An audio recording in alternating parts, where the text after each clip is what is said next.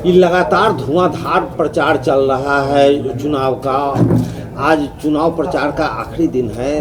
आप अपने आप को कहाँ पाते हैं, जहाँ के धुरंधर नेता सब यहाँ चुनाव प्रचार किए, फिल्मी सितारे भी जो है यहाँ पे प्रचार, तो आप इसको किस रूप में देख रहे हैं, कैसे आप अपने आप को पाते हैं? देखिए, पहले तो हम कहेंगे कि लोकतंत्र के महापर्व में आप सभी मीडिया कर्मियों को, महुआ वासियों की ओर से, मेरी ओर से और AIM की ओर से हार्दिक शुभकामनाएं। मैं आपसे अपेक्षा करूंगा कि आप तत्परक स्थिति से आवाम को अवगत कराने की कोशिश करेंगे।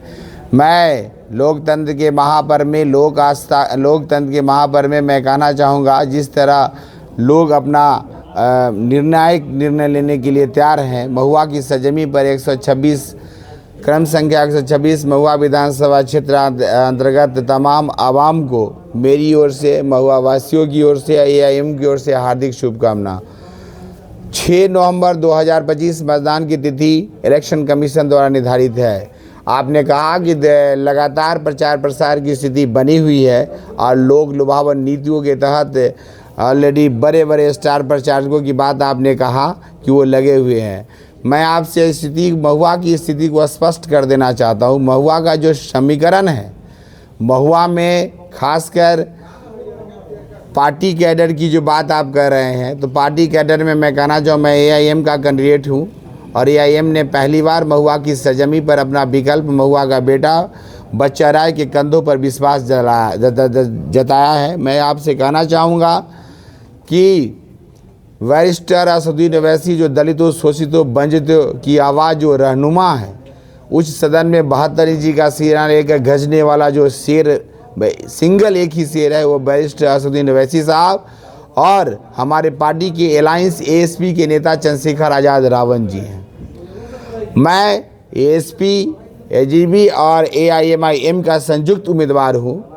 मौर्य साहब राष्ट्रीय अध्यक्ष हैं, साथ ही साथ ASP के राष्ट्रीय अध्यक्ष चंद्रशेखर आज़ाद रावण जी हैं और मेरे पार्टी के राष्ट्रीय अध्यक्ष बैरिस्टर असदुद्दीन ओवैसी साहब हैं। मैं आपसे कहना चाहूँगा कि बैरिस्टर असदुद्दीन ओवैसी साहब और चंद्रशेखर आज़ाद रावण जी को छोड़कर क्या कोई दलित और शोषित और वंचितों की आवाज़ बनकर, उसकी आवाज़ को बुलंदी देकर, उसकी समस्याओं के निष्पादन हेतु सदन के पटल पर गरजने वाला कोई शेर है? सिंगल इन दोनों शेर को छोड़कर।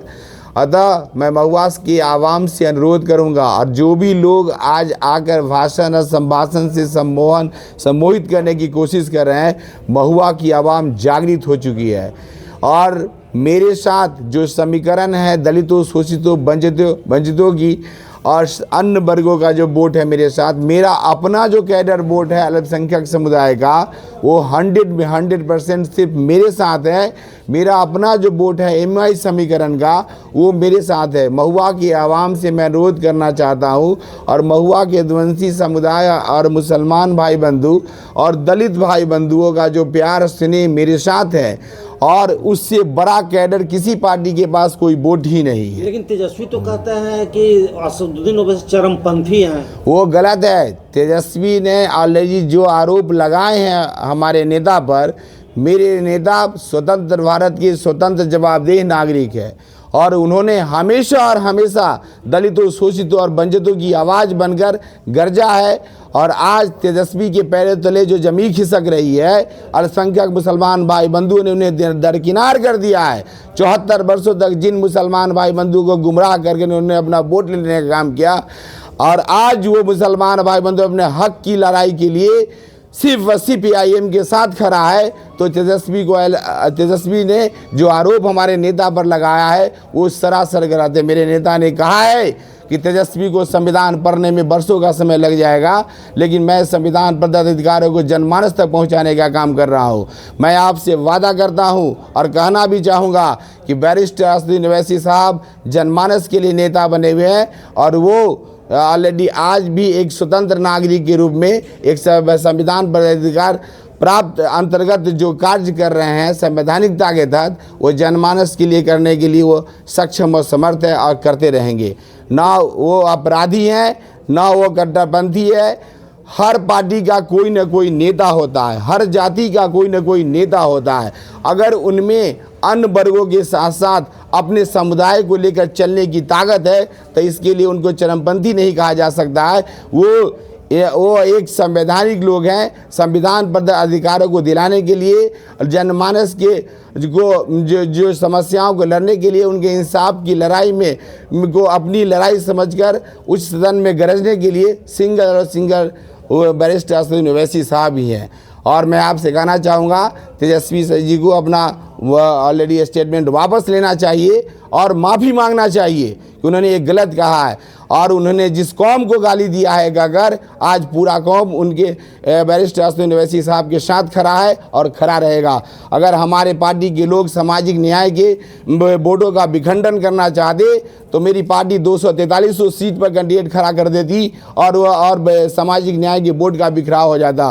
लेकिन मेरी पार्टी ने उन्हीं सीटों पर अपना कैंडिडेट खड़ा किया जहां हम चाह रहे थे कि हमारी मेजॉरिटी है और हम जीतेंगे और सामाजिक न्याय के वोट का बिखराव नहीं होगा।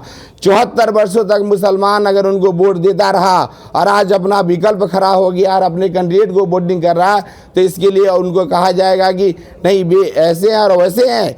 ये तेजस्वी जी की भूल है। और मैं कहना चाहूँगा कि अगर हमारी पार्टी ने उनसे 6 सीट मांगा था, अगर 6 सीट देकर सामाजिक न्याय के वोट को अगर वो बचाना चाहते तो आज उनका बिखराव नहीं होता। आगामी विधानसभा चुनाव का परिणाम 14 नवंबर 2025 को, इस विधानसभा के चुनाव का परिणाम 14 नवंबर 2025 को आने जा रहा है। आप देखेंगे कि हमारी पार्टी जिन सीटों पर अपने कैंडिडेट को खड़ा किया है, सभी कैंडिडेट विजयी होकर आएंगे और नई सरकार बनाने में अपनी महती भूमिका निभाएंगे।